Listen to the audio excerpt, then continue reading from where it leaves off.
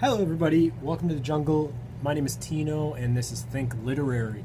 Today we're going to be talking about short Sicilian novels by Giovanni Verga, a Sicilian author. I really enjoyed reading these. I have not heard of Giovanni Verga before, but supposedly he's like one of the most important literary faces in Sicily. Perhaps one of the earliest, writers, in Sicily who gained a larger scale fame other than just being in Sicily.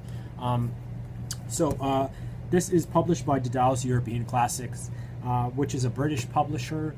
This is translated by D.H. Lawrence, which is pretty interesting. I'm not a big fan of D.H. Lawrence myself, but a lot of people are, and you can't deny that D.H. Lawrence's big place in English literature. The topics of these short novels or short stories is going to be kind of agrarian life. It's going to be poverty. It's going to be hardship. It's going to be the human condition and nature. These are sad stories, unfortunately. I don't think any of these end happy. And, if anything, the happiness is going to be kind of like a sad happiness where you're like, left with beauty, but it's not happy. Which is, this book is enmeshed, perhaps more so than other books about the society of that time period. Now, I'm only saying that because all books, for instance, have strong ties to the time when they're written. But this book is a little bit different because the time represented in this book, the time and the place represented in this book is not seen as often. There aren't many books. There aren't many books describing this time period and location. If you look through literature, you're not going to find a lot of these describing that time period and location. So it is rare, and therefore it becomes more important in that way, if you know what I'm saying. Okay, now to cover a little bit more facts about this book is only 169 pages. It's split up, I think, around, there's 12 novels or short stories in here, meaning like an average of 20 pages a story, oftentimes less, oftentimes 10 pages a story. This was originally written in 1840. That's when it was, oh, should I say the writer was born in 1840? Sorry.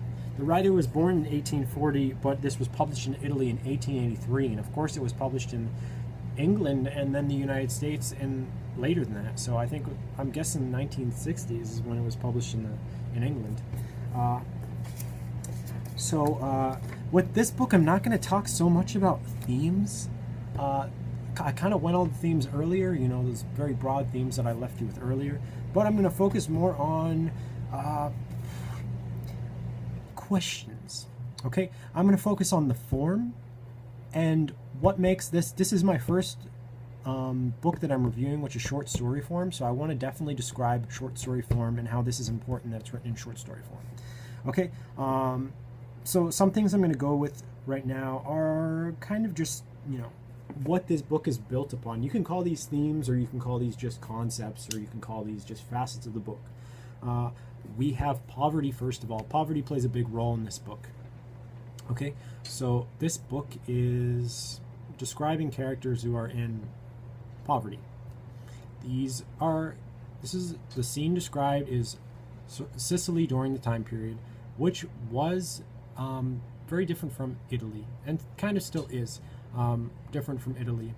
And its differentiation at this time led to poverty. Because it was not tied to mainland culture, it didn't have the society to hold itself up, so there's a lot of struggle in this book. People are poor, and a lot of the conflict in this book happens between man or woman trying to conquer their environment and just get some paper. Okay, so man versus wild is, of all the conflicts, this is man versus wild, meaning that man and woman, okay?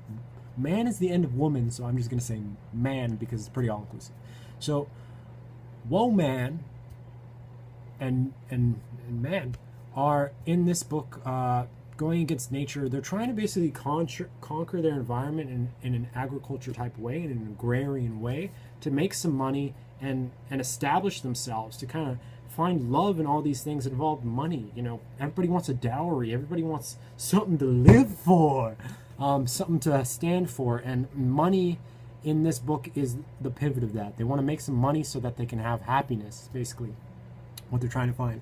Okay, nature and the hardness of it. The nature in this book is not the nature of, I guess, a Jane Austen novel, or I haven't really read Jane Austen. It's not the nature of a kind of a privileged society type novel where they're looking at nature and they're like, isn't it beautiful? And they're just kind of describing nature in very fluffy type terms, where they're kind of going, you know, into how they just think it's beautiful and how it's kind of and seasons changing and stuff like that, and more like metaphysical kind of understanding of nature. In this book, nature is hard. Nature is, you know, something to struggle against.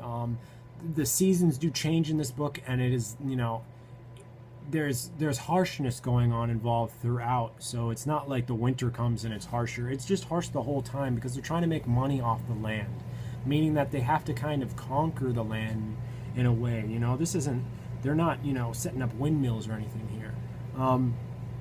So another big concept of this that the author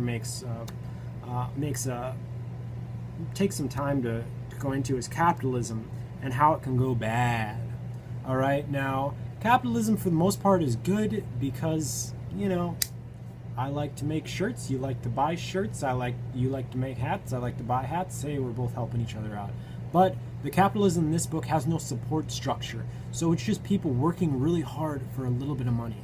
So for people to make a decent amount of money, they kind of have to slave, and also at the same time, for people to make nothing and just, you know, get by the kindness of family life and stuff like that, isn't that much different from like working like a 9 to 5. You know, it's like, so they're either kind of like don't want to do anything and just want to chill out and like lay in the grass, or they want to, like, you know, where they have to like slave and like pick, you know, corn all day and stuff like that.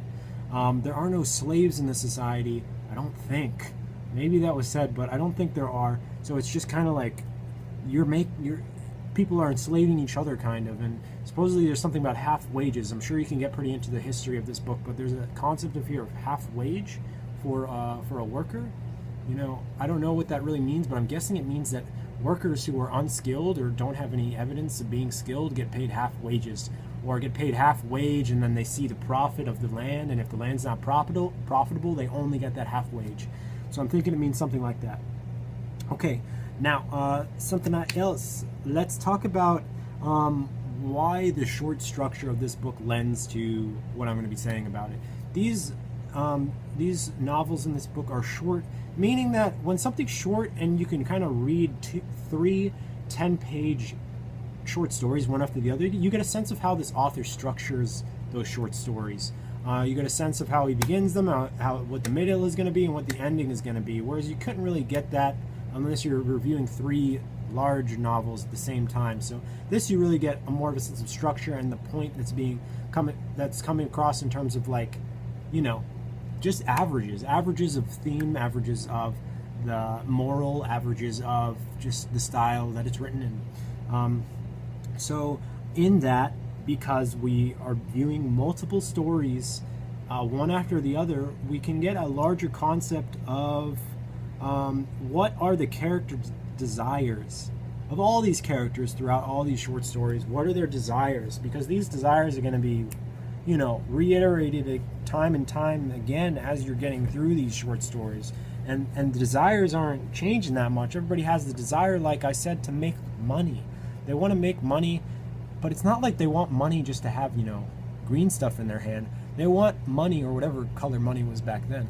They want money so that they can have land a lot of the time. So land to them means that, you know, imagine you don't have any land and you're living in this society. You can't really do anything. You can't, like, live anywhere. You can't do anything like that. So you want land to live on.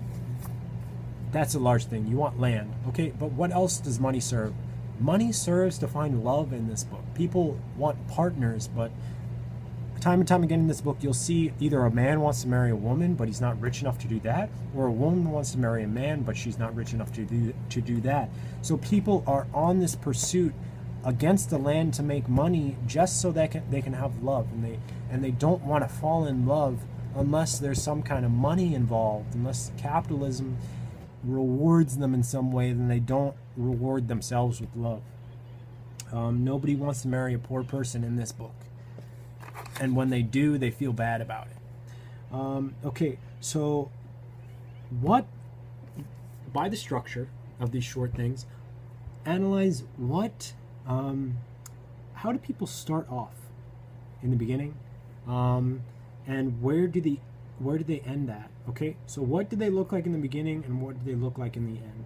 I think a lot of the characters in this book start off innocent in the beginning and kind of and full of desire, and at the end they're kind of like beaten down. I think, you know, evidence of being beaten down is the most clear in the story that's about being beaten down, which is story of Saint Joseph's ass, which sounds funny, but actually ass means donkey, so it's about a donkey or a mule. I forget which term is correct for that. And you know, this main character in that story is actually an animal, and it's just being beaten down the whole time, beaten down by man, in fact. So something else to focus on is what are like I said, the challenges of the people. Think about what the challenges of these people are, and today, and compare those challenges to our modern day challenges, or the challenges of us as, you know, a privileged society.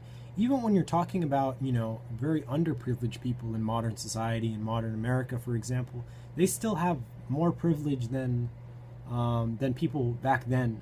So think about how things compare full spectrum. I'm talking about the people who are the worst off in this book are like getting malaria and they're dying in the street, and that's it. I know there's one character in here who gets malaria and then he kind of like goes, you know, goes crazy, and then that's it. And then he just lives like, you know, in the street, and he goes from like farm to farm and does work, but like, you know, people are dying all over the place in this book, and that's something to keep into perspective. So compared to our time period, and think about that. Okay, so hopefully you could find this little number right here. I think it's a little bit rare, but I don't think it's not going to be hard to find on like ABE Books, for example, or any online site. So check it out if you want to. My name is Tino. This is ThinkLiterary, and I will talk to you next time. Bye.